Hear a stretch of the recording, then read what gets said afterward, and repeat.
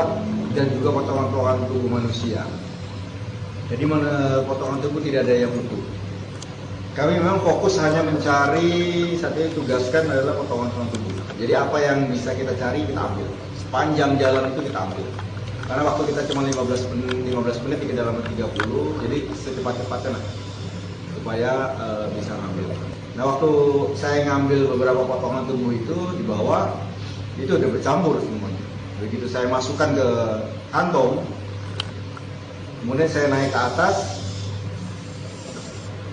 Nah itulah ada begitu potongan tubuhnya karena tekanan dia keluar dari kantong.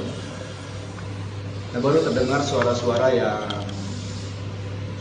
aneh yang sebetulnya orang bilang suara manusia. Padahal secara di dalam air itu kan kita tidak bisa berbicara pakai peralatan scuba.